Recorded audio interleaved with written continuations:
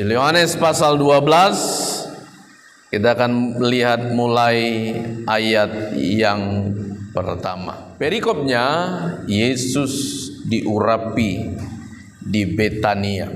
Nah, pertanyaan sederhana, kenapa Maria bisa melakukan perkataan profetik? Kenapa Maria bisa bertindak profetik? Kita lihat dulu backgroundnya Maria. Ada tiga hal yang saya pelajari tentang Maria. Yang pertama, saudara lihat baik-baik. Ini tentang Maria. Di dalam Injil Matius, Injil Markus, Injil Yohanes disebut Maria, saudara Lazarus. Tapi dalam Injil Lukas disebut perempuan berdosa. Maria ini disebut perempuan berdosa. Ya. Kalau dalam Injil Matius, Markus, Yohanes itu ditulis Maria, saudara Lazarus. Tapi dalam Injil Lukas disebut perempuan berdosa. Yang pertama, ya kita pelajari, Maria ini adalah wanita yang berdosa, tapi Tuhan selamatkan dia. Kita mau belajar dari backgroundnya Maria. Kalau saya mau tanya hari ini kepada saudara, ada yang tidak berdosa hari ini di tempat ini? Semua kita berdosa, saudara. Saya, ibu gembala, pelayan-pelayan Tuhan, majelis jemaat, semua kita yang hadir ini orang berdosa. Tapi kenapa kita dalam ruangan ini? Karena kita ingin memperbaiki hidup kita. Karena kita mau mengalami keselamatan. Amin. Maria orang berdosa, tapi ketika dia ketemu Yesus, dia stop dosa. Jangan lanjut dosanya. Saudara masuk gereja, keluar gereja, masuk gereja, keluar gereja, dosa jalan terus.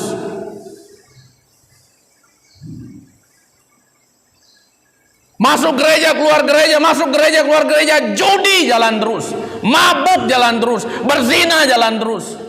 Kita belajar dari Maria nih. Oh, saya mau ingin perkataan profetik, betul, mulai dari awal. Kita ingat kita orang berdosa, tapi sudah mengalami keselamatan. Stop dosa. Nah, kalau saudara nggak stop, berarti saudara belum ketemu Tuhan. Saudara belum ketemu Yesus. Atau yang kedua, saudara ketemu Yesus tapi saudara abaikan. Karena orang yang ketemu Tuhan sungguh-sungguh, saudara, dia akan berhenti dari dosanya.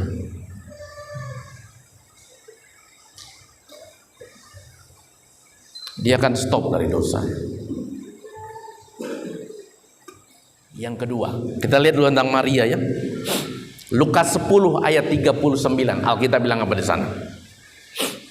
Lukas 10 ayat 39. Perempuan itu mempunyai seorang saudara yang bernama Maria. Marta, Maria, Lazarus.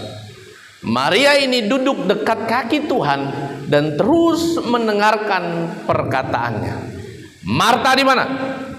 Marta sibuk menyiapkan segala sesuatu.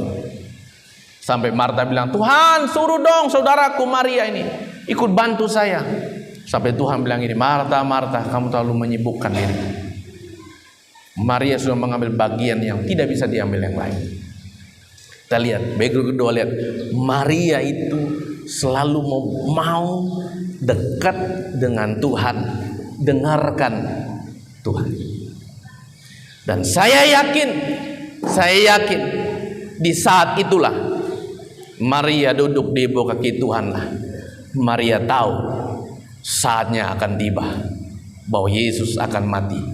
Dia akan dikuburkan, 3 hari akan bangkit dari antara orang mati. Di saat dia duduk di bawah kaki Tuhan. Kenapa Maria bisa bertindak profetik? Kenapa Maria bisa berkata secara profetik, memperkatakan perkataan iman? Karena dia dengar terus, dia ngobrol terus sama Tuhan. Kalau saya dan saudara kita dekat sama Tuhan, kita terus mau belajar dengar suara Tuhan, maka saya percaya saya dan saudara kita nggak akan takut menghadapi hidup ini. Karena kita akan terus dengar kata-kata dari Tuhan, kata-kata yang membangun iman kita, membangun semangat kita. Tadi malam kami membaca tentang Raja Hizkia. Ya, ketika Raja Senherib mengepung Yehuda, Raja Senherib memperkatakan dia utusan kepada semua orang Yehuda dan Israel. Dan bilang gini, nggak usah ikuti Hizkia, kalian kalah. Nggak usah percaya dengan kata-kata Hizkia. Tuhanmu tidak akan sanggup menolongmu dan melepaskanmu dari tanganku, kata Raja Senherib. Tapi begitu tampil Hizkia, dia ngomong gini sama orang Israel, mereka mungkin banyak, tapi Tuhan kita lebih besar dari mereka. Mereka mungkin prajurit yang gagah perkasa, tapi Tuhan kita lebih hebat dari mereka. Itu kata Hizkia. Ketika orang Israel dan Yehuda mendengar kata-kata itu, terbangun semangat mereka, ketakutan mereka mulai pudar, dan mereka percaya bahwa Tuhan lebih besar dari Sanherib. Terjadi apa? Tuhan utus malaikat untuk membunuh Sanherib dan semua prajuritnya. Kok bisa Hizkia seperti itu kalau Hizkia tidak punya kedekatan dengan Tuhan? Saya dan saudara tidak akan bisa memperkatakan perkataan profetik kita, tindakan profetik kita, tindakan iman kita, perkataan iman kita, kalau kita nggak dekat sama Tuhan.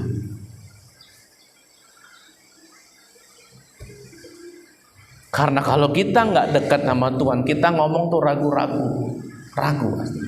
Benar nggak ya? Bisa nggak ya? Tapi kalau saya dan saudara kita dekat dengan Tuhan, kita belajar terus dengar suara Tuhan. Kapan sih Tuhan ngomong? Ini semua perkataan Tuhan sudah.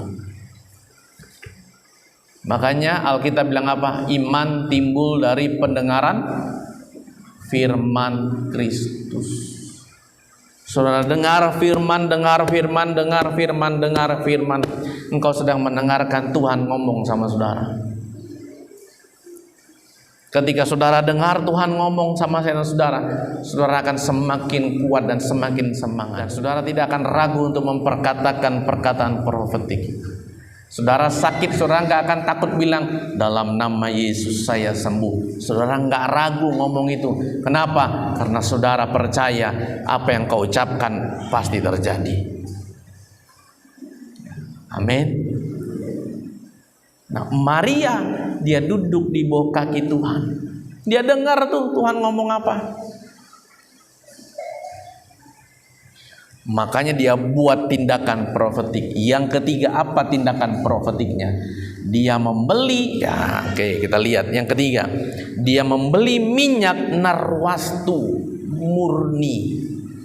Berapa harganya? Yuda sudah sebutkan tadi harganya. 300 dinar. Saudara tahu harga upah bekerja pada zaman itu? Satu hari 1 dinar.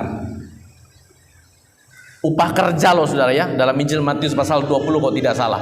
Upah kerja 1 hari itu 1 dinar. Saudara kalikan saja untuk jadi 300 dinar.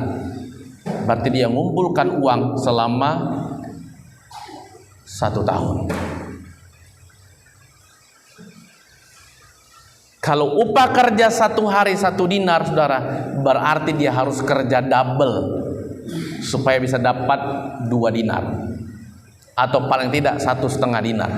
Karena 1 dinarnya dia simpan, setengahnya dia pakai untuk memenuhi kebutuhannya.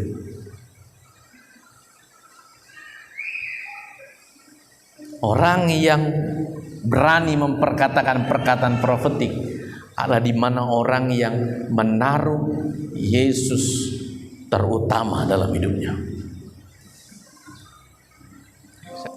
Orang yang taruh utamakan Tuhan dalam hidupnya, dia bisa memperkatakan perkataan profetik. Saya kasih sama Tuhan mah bukan karena kewajiban saya, enggak. Apakah kewajiban si Maria membelikan 300 dinar ini untuk meminyaki kakinya Yesus? Apa kewajibannya? Enggak. Kenapa? Mulai dari awal dong. Karena dia udah mengalami pengampunan dosa. Mengalami keselamatan. Dia dengar nih apa kata-kata Tuhan nih, perkataan-perkataan Tuhan. Makanya dia berani memperkatakan perkataan profetik, bertindak secara profetik. Gak takut dia. Kenapa kita masih takut sama Tuhan? Kenapa kita masih ragu sama Tuhan? Ya, Paskah mengingatkan kita ini 6 hari sebelum Paskah ini loh. Yudas itu udah hitung-hitungan, Yudas sudah, aduh sayangnya 300 dinar. Sayang saudara, 1 tahun kerja itu. Makanya Yudas bilang, aduh ini kalau dijual mah 300 dinar untuk orang miskin. Tuhan ngerti maksudnya Yudas. Makanya bilang, Yudas kamulah mau usah mikir untuk orang miskin. Kamu gak pernah ngasih sama orang miskin. Itu cuma omonganmu aja. Kamu suka ambil tuh uang dari kas. Kadang kita pakai kedoknya itu. Kedok itu kita pakai untuk pelayanan, tapi enggak itu kita buat.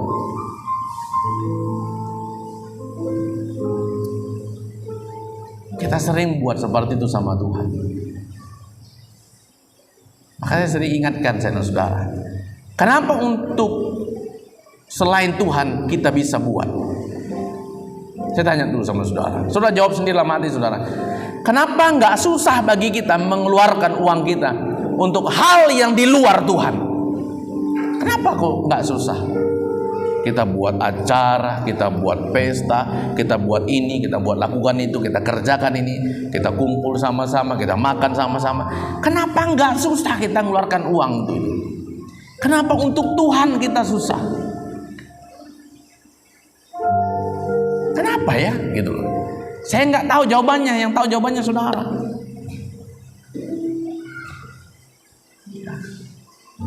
Kenapa setiap tahun kita buat janji iman? Saya bilang tadi, ini janji iman itu udah perkataan profetik kita. Janji iman itu udah tindakan profetik kita.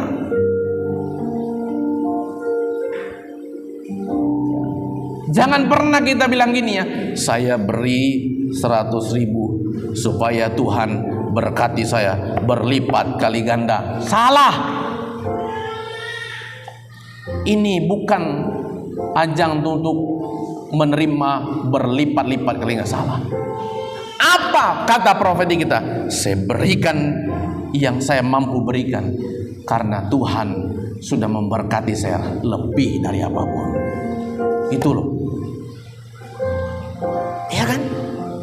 Jangan bilang saya memberi supaya kita diberkati berlipat-lipat. Salah. Justru kita beri ini karena Tuhan sudah memberkati kita berlipat. Kenapa Maria nggak takut kasih yang 1 tahun itu? Karena Maria ngerasa hidupnya saat itu adalah karena anugerah Tuhan. Saudara yang merokok, saya mau tanya dulu, berapa habis uang saudara untuk rokok saudara? Saudara yang suka mabuk, kira-kira berapa habis uang saudara untuk mabuk? Saudara yang ngegame, saya tanya saudara, berapa habis pulsa saudara, kuota saudara untuk ngegame? Hitungan kita kalkulasi 1 bulan. Pertanyaannya, sama nggak imbang dengan apa yang kita berikan sama Tuhan?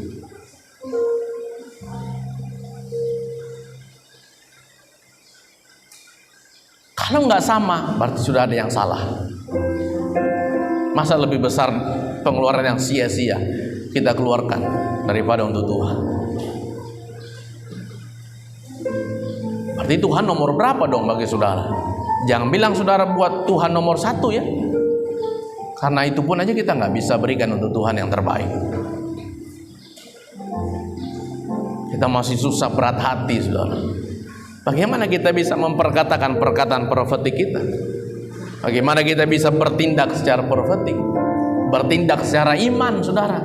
Kalau kita aja sama Tuhan masih suka hitung-hitungan. Sama Tuhan susah untuk duduk di bawah kaki Tuhan, dengar Tuhan, dengarkan firman. Bagaimana kita mau memperkatakan profetik kalau dosa jalan terus, tidak berhenti dosa? Saya nggak mau bilang saya orang yang sempurna, ya enggak. Tidak ada yang sempurna.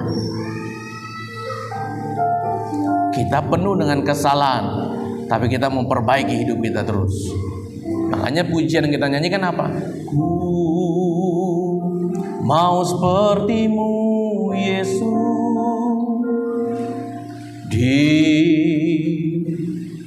disempurnakan selalu. Makanya kita nyanyikan pujian itu. Itulah pujian perkataan profetik kita. Kita mau disempurnakan terus. Setiap hari kita mau disempurnakan terus. Bagaimana kita mau disempurnakan kalau kita tidak mau diubahkan sama Tuhan? Jumat kita masuk dalam memperingati kematian Tuhan. Di dalam kitab Ibrani bilang gini, jangan buat pengorbanan Tuhan itu sia-sia bagi saudara. Amin.